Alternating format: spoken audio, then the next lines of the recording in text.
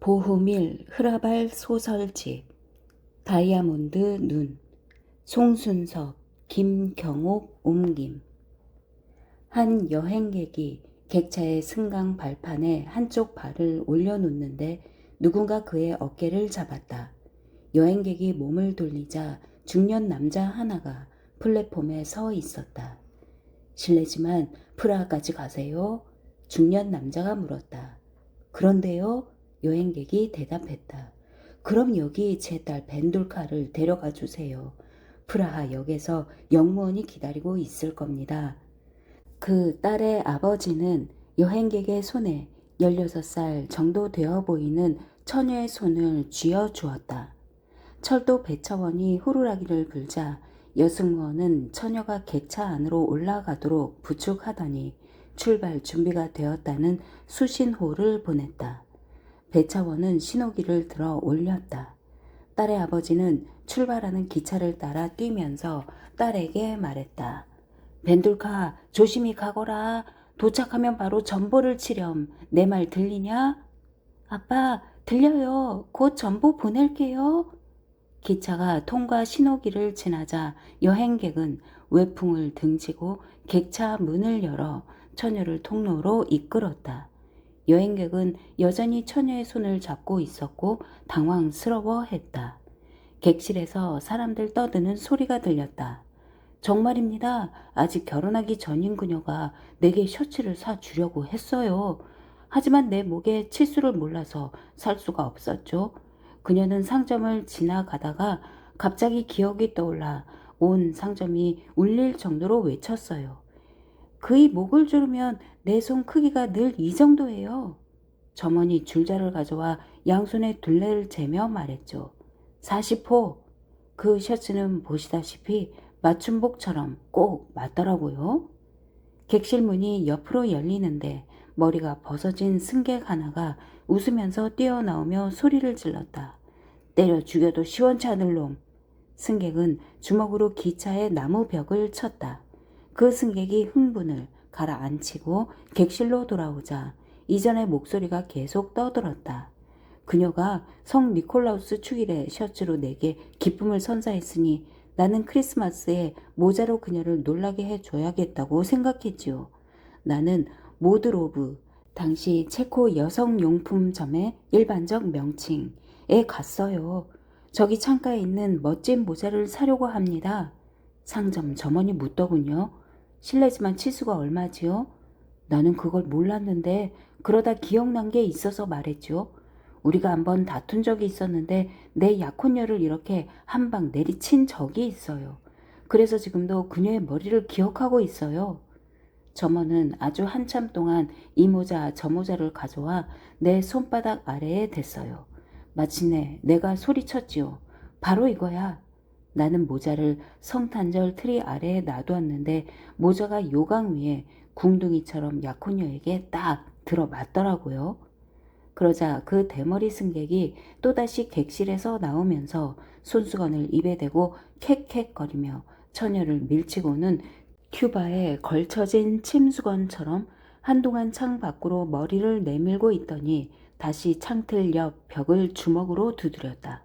저 녀석 죽여버려도 시원치 않을 거야. 그러고는 두 눈을 비비며 객실로 돌아왔다. 처녀의 손을 계속 잡고 있던 여행객이 결심하고 대머리 승객의 뒤를 따라 들어갔다. 안녕하세요. 제 이름은 벤둘카 크르지슈토바이고 프라하에 가요.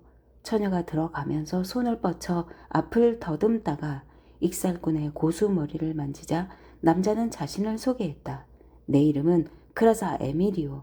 난 바칠라프 코우후 테크홀시다. 대머리 승객이 말했다. 처녀를 데려온 사나이가 가방을 짐칸 위로 얹다가 대머리 승객의 머리를 쳤다. 제 얘기라 좀 조심하쇼. 미안합니다. 누가 부딪혔어요? 처녀가 말했다. 흔한 일이에요. 저는 편지를 우체통에 넣곤 하죠. 거기 가는 길을 훤하게 알고 있는데 빌어먹을 집배원들이 우체통을 두 블록이나 가까이 옮겨 놓았지 뭐예요. 그래서 그 우체통 모서리에 이마를 부딪혀서 다쳤어요. 그렇지만 흰 지팡이로 망할 우체통을 두 대나 후려쳤지요. 경치가 잘 보이게 여기 창가에 앉아요. 대머리가 말하고는 두 눈을 비볐다. 처녀는 좌석을 더듬다가 유리창을 더듬었다. 비가 오는지 확인해 보려는 듯 손을 수평으로 뻗치더니 만족해하며 말했다. 저쪽에는 해가 아름답게 비치네요. 승객들은 조용해졌다. 여기에 있던 분이 아버지였나요? 처녀를 데려온 여행객이 물었다. 네, 아빠예요. 처녀는 머리를 끄덕였다. 그런데 여러분, 우리 아빠는 대단한 사람이에요. 누구나 저를 부러워할 거예요. 우리 아빠는 과수원을 하는데 한 번은 화물차로 다리를 저는 이웃 여자 디마추코바를 쳐서 재판을 받게 되었어요. 아빠를 미워하는 사람들은 기뻐했어요. 하느님께 감사하게도 코르지 슈타가 감옥에 들어가든지 엄청난 벌금을 물게 되겠구먼 하고요. 그러나 나이든 디마추코바는 지팡이를 짚지 않고 근사하게 빼입고 법정에 와서 아빠의 손에 입을 맞추며 자기를 제대로 치워줘서 이제 더 이상 절지 않게 된 것에 감사했어요. 다만 30년 전에 자기를 치웠더라면 분명히 결혼할 수 있었을 텐데 하며 아쉬워했어요. 멋진 아버지군요. 고수머리 승객이 칭찬하는 투로 말했다. 그렇죠. 벤들카는 웃으며 손을 뻗었다. 그때 기차는 커브를 돌았고 해는 객실 창문으로 통로 쪽 창문으로 옮겨갔다. 해가 넘어갔네요. 처녀가 말했다. 승객들은 서로를 쳐다보고는 고개를 끄덕였다. 그쪽 아버지는 어떤 사람이에요? 처녀는 물으며 고수머리 익살꾼의 무릎에 손을 얹었다. 우리 아버지는 은퇴한 지가 벌써 15년이나 됐는데 유럽에서 가장 큰 심장을 갖고 있어서죠. 고수머리가 말했다. 심장이 양동이만큼 크고 가슴 한 복판으로 옮겨져 있어요. 설마 대머리가 못 믿어했다. 그거 정말 놀랍네요. 벤들카는 감탄했다. 그럼요. 그래서 아버지는 사후에 심장을 기증하기로 의과대학과 계약을 맺었어요. 고수머리가 이야기를 계속했다. 외국인들이 아버지의 심장을 사려고 했지만 아버지는 애국자여서 거절했어요. 아버지는 수영하러 다녀도 안 되고 비행기도 급행 열차도 타서는 안 돼요. 저는 왠지 알아요. 처녀가 소리쳤다. 그 유명한 심장이 터지거나 분실되면 안 되기 때문이잖아요. 처녀는 고수머리 익살꾼의 손을 더듬어 찾아서 꼭 쥐었다. 당신 아버지 같은 그런 분은 우리 아빠처럼 이 세상에서 사라져서는 안 되죠. 그래요. 익살꾼은 얼굴이 환해졌다. 가끔 아버지와 대학에 가면 아버지를 발가벗겨요. 그러면 교수님이 아버지의 몸에 파란색과 빨간색 연필로 선을 그어요. 맞아요, 맞아. 벤돌카는 신이 나서 말했다. 왜냐하면 그 빨간 선은 동맥이고 파란 선은 정맥이니까요. 그래요. 고수머리는 처녀의 손을 두 손으로 감싸 쥐며 이야기를 이어갔다. 그러고는 아버지를 홀로 데려가는데 거기에서 학생들은 아버지의 누운 몸을 들여다보고 있고 교수는 막대기로 마치 하천 지도인 것처럼 아버지의 몸을 가리키며 설명을 하고 가르치더라고요. 그러고 나서는 확성기를 한 학생의 가슴에 대요. 그러나 그건 아무것도 아니었죠. 마치 작은 북 두드리는 소리 정도나 군하시는 근무병이 막사 복도를 걷는 소리 같았어요. 하지만 그 다음에 확성기를 우리 아버지 가슴에 대면 그건 마치 멀리서 들리는 천둥 소리 같겠지요. 처녀는 소리쳤다. 마치 바위가 갈라지는 소리, 쏟은 감자들이 지하실로 굴러떨어지거나 에밀 길레스가 피아노를 치는 소리 같겠지요. 정확히 그랬어요. 고스머리는 놀라며 손가락으로 목깃을 느슨하게 풀었다. 아, 고귀한 여러분. 벤들카는 기뻐서 소리쳤다. 저는 여기 여러분과 함께 있고 누군가 다른 사람도 훌륭한 아버지가 있다는 게 너무 기뻐요. 기차는 포장도로와 나란히 달리고 있었고 창밖을 내다보던 승객들은 저쪽 고속도로 변에 두 개의 샘이 흘러나오는 커다란 푸른 심장이 그려져 있는 광고판을 보았는데 그 샘 아래에는 다음과 같은 글귀가 적혀 있었다. 건강한 심장을 위한 포데 브라디 온천. 객실 안에는 비밀스러운 기운이 감돌았다. 본드라체크 교수님은 메스로 그 특이한 심장을 해부하고 싶어 안달이었죠. 고수 머리가 말했다. 당연히 그랬겠지요. 처녀는 웃었다. 보시라 영광스러운 체코의 심장을. 하지만 대개 아버지만 한 사람이 누가 있겠소? 대머리 승객은 짐칸에서 가방을 내리며 말했다. 아저씨 말이 맞아요. 우리 아빠를 여러분이 꼭 보셔야 해요. 고귀한 여러분, 아빠가 얼마나 춤을 잘 추는지를요. 벤돌카는 두 손을 마주 쳤다. 마을 축제날 우리가 함께 구석을 돌며 춤을 추면 홀 전체가 우리 주위로 빙 둘러서지요. 그러면 아빠는 솔로 춤을 춰요. 아빠에게 어떤 일까지 일어났냐면요. 제가 아직 어렸을 때인데 아빠는 체르 베노빌리를 신청했어요. 아빠는 그 멜로디에 젤레 노빌리, 초록과 하양이라는 뜻의 가사를 붙여 노래하죠. 왜냐면 우리 축구 선수들이 슬라비아 축구팀이 적백색 유니폼만 입듯이 녹색 유니폼과 녹색 깃발만을 사용하기 때문이죠.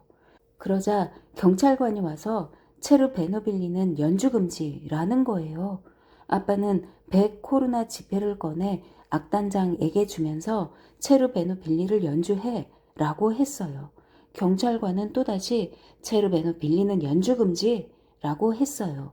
한동안 페르블 게임, 오래된 카드 게임에서처럼 옥신각신 하다가 세 번째로 체르 베노빌리를 연주해 라고 하고는 경찰의 코에 주먹을 한 방 먹였어요. 고귀한 여러분, 여러분이 아셔야 하는데 그 경찰관은 얻어맞기 전에는 생김새가 흉했고 코가 오른쪽으로 비뚤어져 있었거든요. 온통 피투성이였어요. 아빠는 그런 다음 체르 베노빌리에 맞추어 춤추며 젤레 노빌리를 불렀어요. 난 그 노래를 정말 좋아해요. 이웃들은 이 늙은 크르지 슈타가 이번에 큰 사고를 쳤다고 기뻐했지요. 다만 넉 달 후에 재판이 시작되자 멋지게 생긴 경찰관이 아빠를 찾아와서 평소에 코를 얻어맞고 싶어 했고 심지어 때려달라고 했다고 밝히고는 아빠에게 감사를 표했어요. 왜냐면 자기 코가 왼쪽으로 젖혀져서 얼굴 한가운데에 놓이게 되었고 분홍의 딸이 자기에게 반해 결혼하게 됐다는 거예요. 아빠는 지금도 그 경찰관한테서 마을 축제 때에는 케이크 바구니를 받고 겨울에는 감사 편지 대신 시골에서 직접 도축한 돼지고기를 받는다니까요. 벤들카는 매우 흥분하며 소리를 질렀다. 누가 한 말이더라. 코에 한 방 먹이는 게 가족의 행복을 가져온다고.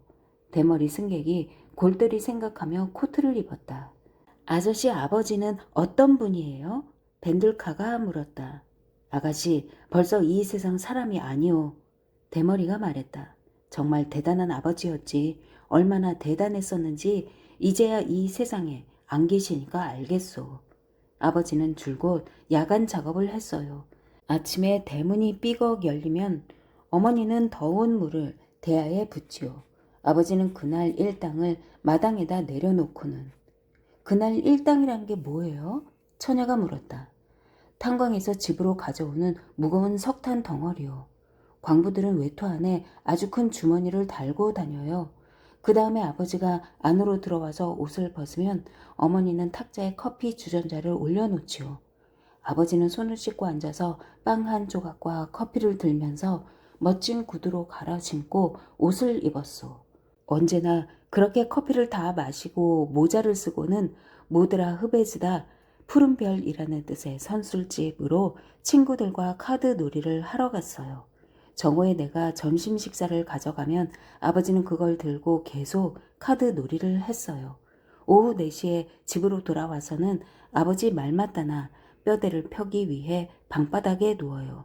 그렇게 자고 나서는 다시 일터로 가요. 그런데 하루는 어머니가 더운 물을. 기차는 속도를 늦추었고 대머리 승객은 벤둘카에게 손을 내밀었다. 아가씨, 행운이 가득하길 바라요. 난 내려야 해요. 그는 통로로 나갔다. 기차가 멈춰 섰다. 벤둘카는 창틀 구리 손잡이를 더듬어 창을 내리고 시골역 승강장을 향해 소리쳤다. 아저씨, 이야기를 끝까지 해주세요. 대머리 승객은 창 아래에 서서 이야기를 이어갔다. 어머니는 또다시 더운 물을 부었죠. 그런데 아버지가 오지 않았어요. 물이 식자 어머니는 아버지가 어디에 있는지 알아보려고 나갔어요. 문 앞에 아버지의 파이프가 떨어져 있었고, 기차가 출발하기 시작했고 대머리 승객은 기차를 따라가며 이야기를 계속했다. 어머니는 파이프를 집어들고 울음을 터뜨리면서 쇼를 들러쓰고 광산으로 갔어요. 바위가 아버지에게 떨어졌고 동료들이 우리에게 알려주려고 왔다가 겁이 나서 파이프를 문가에 두고는 달아났어요. 하지만 아가씨, 나는 우리 어머니가 잠자는 걸 한 번도 보지 못한 거 알아요? 내가 잠에 깨면 어머니는 벌써 일어나 있고 내가 자러 가면 뭔가 수선하고 있었어요. 어머니가 자는 것을 보게 됐는데 그 후로는 대머리 승객은 멈춰 서서 한숨을 쉬었다. 벤둘카는 소리쳤다. 아저씨, 제 아빠는 아직 살아 계시네요. 죄송해요. 죄송해요. 죄송해요. 기차는 커브길로 접어들었고 해는 통로의 창을 통해서 객실 창으로 옮겨갔다. 잠시 후 처녀를 데려왔던 여행객이 말했다. 우리 아버지는 피역공이었는데 당시에 노인성 궤저병을 앓고 있었어요. 그래서 해마다 다리를 조금씩 잘라내서 휠체어를 타게 되었죠. 그는 취미로 장미를 길렀는데 장미가 피역 공장 벽을 타고 올라갔어요. 그 장미는 월계화라고 불렸는데 노란색이었어요. 아버지는 장미의 개수를 세어두었고 자신만이 장미를 잘라서 교회나 젊은 여자들에게 주곤 했죠. 그런데 어느 날 우리 집 벽을 허물어 도로를 만들자 월계화들도 파묻혔어요. 그 때문에 아버지는 죽을 것 같았어요. 그러나 아버지는 다른 취미를 발견했어요. 아버지는 위급한 급커브 길로 가서 교통 정리를 한 거죠. 처음에는 손으로, 나중에는 깃발로 했지요. 아침부터 저녁까지, 비가 오는 날에도요. 나는 아버지의 휠체어에 우산을 달아야 했어요. 그렇게 8년, 아버지가 돌아가셨을 때 장례식에 트럭 수백 대가 왔어요. 그 급커브 길에는 꽃다발이 이렇게 높이 쌓였어요. 얼마나 높이요? 벤돌카가 물었다. 이만큼. 여행객은 처녀의 손을 들어 올리며 덧붙여 말했다. 그 커브길에 다시 사고가 나기 시작하자 사람들은 커다란 거울 2개를 설치했죠. 오 맙소사, 아저씨한테도 훌륭한 아버지가 있었군요. 그녀는 소리쳤다. 2개의 거울로 변신한 아버지가요? 승객들은 서로를 쳐다보다가 창밖을 내다보았다. 기차는 소도시로 들어가고 있었고 길 모퉁이에는 거대한 코안경 같은 2개의 거울이 걸려 있었다. 그 거울들은 시야가 가려지는 커브길 양쪽을 반사해 보여주고 있었다. 객실 안에는 비밀스러운 기운이 감돌았다. 역에 서 있던 당신 아버지는 무척 홀쭉하더군요. 처녀를 데려온 여행객이 헛기침을 했다. 그래요. 처녀는 소리쳤다. 하지만 아빠를 작년에 보셨어야 해요. 호밀빵 덩어리처럼 뚱뚱했었어요. 심장, 간, 위, 신장에 문제도 있었고요. 엄마는 불규칙한 생활의 결과라고 했어요. 의사는 식이요법 처방을 내렸지만 먹는 걸 좋아하는 아빠는 의지가 약했어요. 그래서 언젠가 약초 파는 여자가 충고하기를 의지가 약하면 경찰한테 뭔가 위협적인 말을 하는 게 유일한 방법이라고 했어요.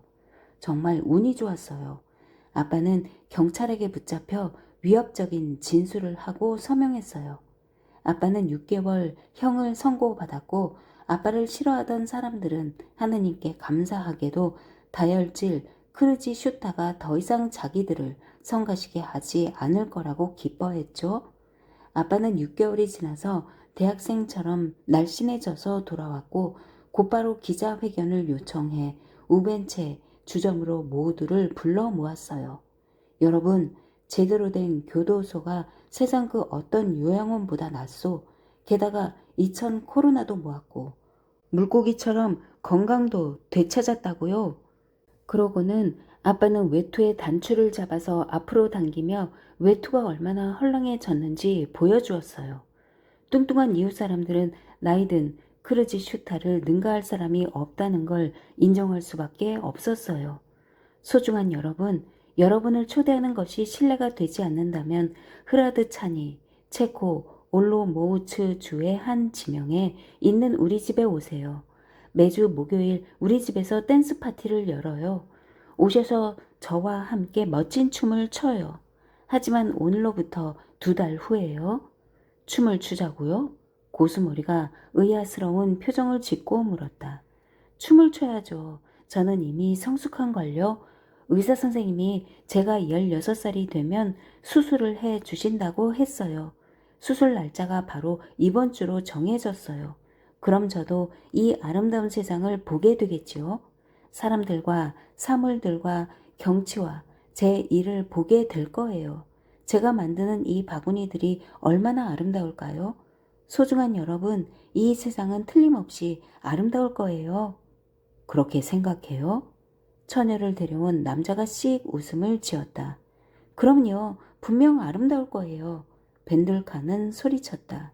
작업실에서 함께 일하는 루드비크라는 사람이 있는데 우리 작업실에 오기 전에 불행한 사랑을 겪었대요.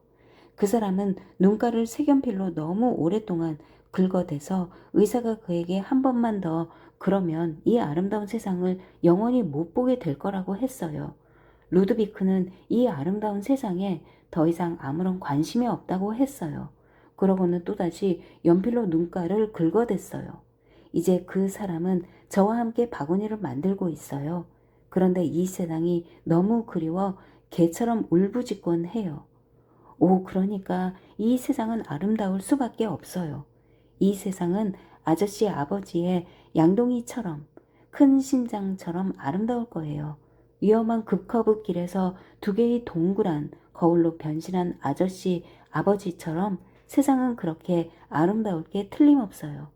소중한 여러분, 저는 2달 내로 앞을 보게 될 테니 저와 춤을 추고 축하해 주러 오시겠어요? 객실 문이 옆으로 열렸다. 차표 보여주세요. 젊은 여자 검표원이 하품을 하며 말했다.